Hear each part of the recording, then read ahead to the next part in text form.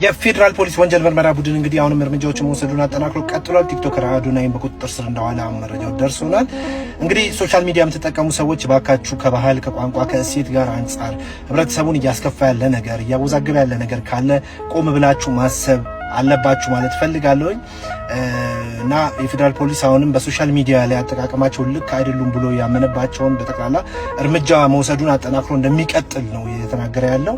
ስለዚህ ዛሬ በተሰማው ወይም አሁን በደረሰን ማስረጃና መረጃ ቲክቶከር አዶናይ በቁጥጥር ስር እንደዋለ መረጃው ደርሶናል።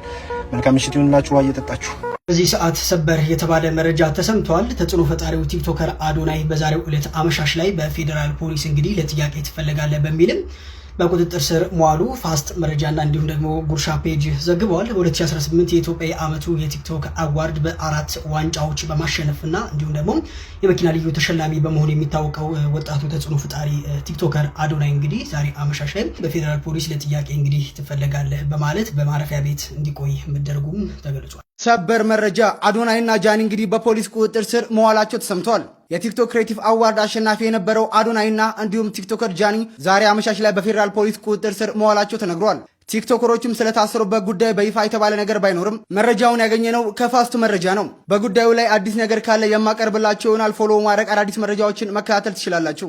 አሁን በቃ በእግዚአብሔር ያለኝ እምነት ከራሴ በላይ ነው። ከራሴ አልፎ ሰዎችም ላይ እያየሁት ነው። እግዚአብሔር መንገዴ ላይ እያየሁት ነው። በየሰከንዱ የሚያስተካክልልኝ ነገር አለና ተአምሩን ኦሬዲ አይቻለሁ። ብዙ ሰዎች እንድፈራ ይመክሩኛል። ተጠንቀቅ፣ እንደዚህ ብትሆንስ እንደዛ ብትሆንስ። ይህ ሁሉ ያመቻቸልኝ እግዚአብሔር ራሱ ይዞ እጄን ይዞ ወደ ዓላማዬ እንደሚያደርሰኝ እርግጠኛ ነኝ። ሰይጣን ድሮን የለውም፣ ስናይፐር የለውም። የሰይጣን ትልቁ መሳሪያ ፍርሃት ነው። ፍርሃት ደግሞ ክሪፕል ያደርጋል። 2 ሜትር ቁመት ይዘህ ግን ሽባ ነህ፣ አትሄድም። ብዙ ገንዘብ አለ፣ አትጀምሩ። አገር የሚቀይር ትልቅ ኤነርጂ አለ አንተ ውስጥ፣ አትሞክርም። ፍርሃት መጥቶ እንዳትሞክር ይላል። ፍርሃትን መዋጋት ያስፈልጋል። ፍርሃትን የምንዋጋበት የመጀመሪያው መንገድ በቃል ነው።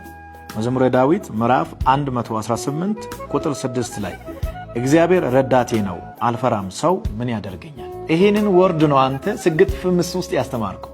እንደዚህ ሰዎች ደፍሮ እንዲወጡ በሰግጥ ስም ልብሳቸው አውልቃችሁ የምትሮጡ ሰዎች መንገድ ላይ አላችሁ። አንዳንድ የላይ ቲሸርታችሁ ታወልቃላችሁ፣ ሱሪያችሁ ታወልቃላችሁ።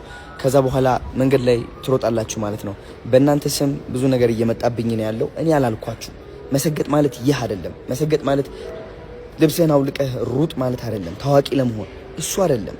አቴንሽን ለመሳብ የማይሆን ነገር የምታደርጉ ከሆነ ሰው የምታጨናንቁ ከሆነ ይህ የመሰገጥ ትርጉም እያጠፋችሁት ነው ማለት ነው። መሰገጥ ያልኩት ሊረዳችሁ ይገባል። መሰገጥ ማለት በነዛ ኔጌቲቭ የሆኑ ድምጾች ነው። ዶክተር መሆን ከፈለጋችሁ እኔ እንዴት ዶክተር ሆናለሁ እንግሊሽ እኮ መጽሐፍ ማንበብ አልቻልኩም የሚለው አስተሳሰባችሁ ሳትሰሙ መስራት መሞከር፣ ካላችሁበት ደረጃ መጀመር፣ ትምህርታችሁ ላይ መሰገጥ፣ ስራችሁ ላይ መሰገጥ፣ በቃ ይህ ማለት ነው። ከዚህ በላይ ምንም ነገር የለም። ስለዚህ ሐሳቡን አትቀያይሩት። ልብሳችሁ አውልቃችሁ የምትሮጡ ሰዎች እንግዲህ ከኔ ጋር አትያያዙም። እኔ ደግሞ ልብሳችሁ አውልቃችሁ ሩጡ አላልኩም፣ መያያዝም አልፈልግም። ሰማችሁኝ አይደለ?